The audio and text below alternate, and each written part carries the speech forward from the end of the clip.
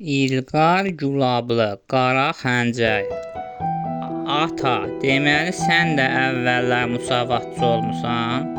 Hə, qızım, amma sonra musavata da, ən yaxın dostuma da xəyanət etdim. Bəlkə də Yusifin dedikləri düz idi. Amma artıq çox gecdir. Mən Sovetin adamı olmuşam. Axıra qədər də bu yolu gedəcəm. Dostum üçün də çox kədərlənirəm. Kaş o da mənim kimi bu yolu gedərdi. Bəs Qəzənfərlə uşağa nə oldu? Bir daha onları tapa bilmədik. Amma bir şey dəqiq bilirəm ki, Qara Xəncər həmin o uşaqdır. Yusif bəyin ailə yadigarı dediyi də həmin o xəncərdir. Qəzənfər həmin uşağı da götürüb İrana qaçıb. Orada onu böyüdüb. İndi həmin uşaq Qara Xəncərdir. Bizim düşmənimizdir. SSR-nin düşmənidir. Amerikanın və burjuaziyanın ən güclü silahıdır. Biz onu öldürməsək o SSR-nin axırına çıxacaq. O ata-anasının intiqamını almaq və atasının vəsiyyətini yerinə yetirmək üçün Sovet hökumətini yıxmağa çalışır. Tək başına SSR kimi bir imperiyaya meydan oxuyur. Qızım, indi sən həmin Qara Xəncəri tapıb öldürməlisən. Ona görə də sənin şəxsi həyatın olmamalıdır. Biz kiminlə deyirik, onunla evlənməlisən. Firidunu da unut getsin, Ceyhunla evlən. Mən ikinizi birlikdə Almaniyaya kəşfiyyata göndərəcəm. Ceyhunla birlikdə axtarıb tapmalısan onu. Bu sənin Sovet dövləti qarşısında və vəzifəndir. Böyük vətənimiz SSR qarşısındakı borcundur. Qara Xəncərin Almaniyada olduğu haqqında bizə məlumat verirlər. Yaxşı, sən nə də desən elə də edəcəm. Nə desən razıyam.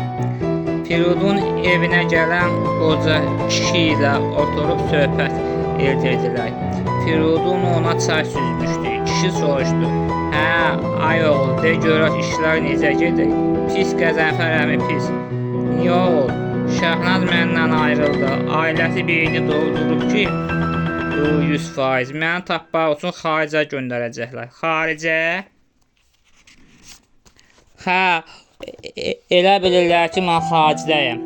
Qəzənfər gülə-gülə dedi. Axmaqlar, Qara Xəncəri xaricdə axtarırlar. Qara Xəncər də gözlərinin qabağındadır. Hə, görən Şəhnaz mənim Qara Xəncər olduğumu öyrənsən nə edər? Allah bilir. Qəzənfər axşam həmin yataqxanada qaldı. Səhər açılan kimi bilet alıb gəmi ilə Bakıdan Tehrana getdilər. Firidunu Qəzənfər uşaq ikən Tehrana gətirib böyütmüşdü.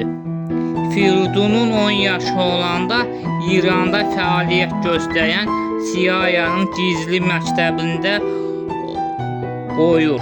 Firidun da orada CIA agenti olaraq yetişir. 18 yaşından etibarən CIA-nın killeri olur. KGB-nin indiyənə qədər 60-dan çox agentini öldürür. Onların içində adlı sanlı generallar da var idi. O qurbanlarını Qara Xəncəri ilə öldürür, sonra da onların qanı ilə divara Qara Xəncər sözünü yazırdı. İngiliscə yazırdı ki, hamı başa düşsün. Dünyanın demək olar ki, bütün hər yerini gəzmişdi. Amerika, Avropa, Asiya, Afrika, Avstraliya və Okeaniya ölkələrini bir-bir gəzmişdi. İngilis, Rus, Alman, Ərəb, Fars və Azərbaycan dillərini bilirdi. Onlar birlikdə Tehrana çatdılar. Yolda onları bir maşın qarşıladı. Maşının içində geyimli, keçimli, Panamalı bir neçə adam çıxdılar. Onlardan biri gəlib Firiduna yaxınlaşdı. Onlar bir-birinə sarılıb qucaqlaşdılar. Firidun dedi, necəsiz Mr. John? Çox sağ olun Mr. Firidun. Siz necəsiz? Daha sonra Firidun digər adamlarla görüşdü. Onlar Qəzənfərlə də görüşdülər. Sonra maşına minib getdilər. Onlar uzaq bir yol qət etdikdən sonra gəlib şəhərdən kənarda ucqar bir yerdə meşəli ərazidə villaya çatdılar. Orada əl silahlı çoxlu adamlar var idi. Binanın üzərindən Amerika Birləşmiş Ştatlarının və İran Şahlığının bayraqları dalğalanırdı. Onlar içəri keçdilər. İçəridə Firidunu başqa bir qonağı da gözləyirdi. Bu Firidunun tarix müəllimi Mustafa Edib Əfəndi idi. Mustafa Edib Əfəndi əslən Təbrizli idi. Təbrizdə də doğulub böyümüşdü. Gənc yaşlarında Türkiyəyə gedib ali təhsil almış və CIA-nın nəzdində olan gizli məktəblərdə tarix dərsi keçirdi. Firidunu da o yetişdirmişdi. Oğlu kimi sevirdi. Firidun onu görər-görməz bağrına basıb uzaqladı. Mustafa Edib Əfəndi çox gözəl geyinmişdi. Başına da qara şlyapa qoymuşdu. Kök və balaca boy bir kişi idi. Uzun və qalın bığları var idi. Yaşı təxminən 60 olardı. Onun yanında bir də hərbi formalı kişi var idi.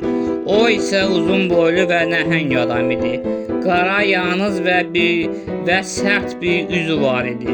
Onun da Mustafa Edib Əfəndi kimi uzun və qalın bığları var idi. Bu adam İran ordusunun generalı, general-mayor Əhməd Qaffar idi. Şaha yaxın adam idi. Fars mənşəli olsa da Azərbaycanca yaxşı bilirdi. Firidun və Qəzənfər onunla da görüşdülər. Sonra onların beşi də divanda oturdular. Mr. John'un əmri ilə qulluqçular masaya limonlu çay və şirniyyat gətirdilər. Onlar çaydan içib şirniyyatdan yeyə-yeyə söhbət etməyə başladılar. Mr. John televizorun altından bir kaset çıxardıb videoya qoydu. Televizorda Ərsoylunun görünüşü var idi. Onun təklifli şəkillərini və video görüntülərini seyr edirdilər. Mr. John onun haqqında danışmağa başladı. Bu Ərsoyludur. KGB-nin məşhur generalı və Azərbaycan Kommunist Partiyasının vəzifəli şəxsidir. Əsl adı və valideynləri haqqında məlumat yoxdur. Ermənistan Sovet Sosialist Respublikası ərazisində dünyaya gəlib. Kiminə görə erməni, kiminə görə kürd, kiminə görə də Azərbaycanlıdır. İkinci Dünya Müharibəsi iştirakçısıdır.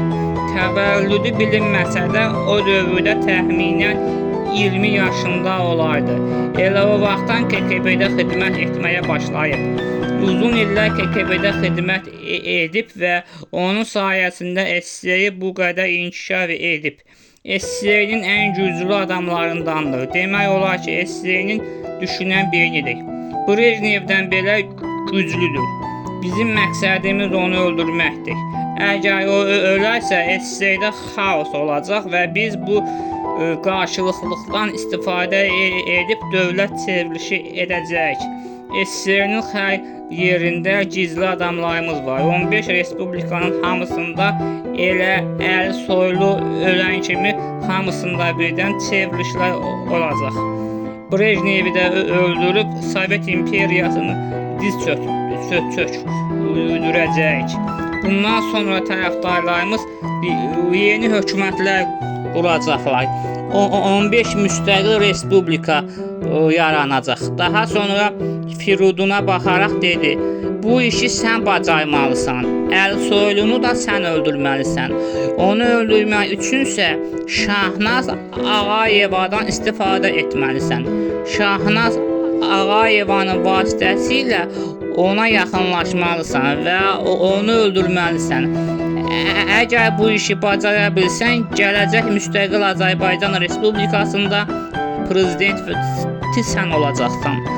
Həm də milli qəhrəman olacaqsan. atanın arzusunu yerinə yetirəcəksən. Valideyn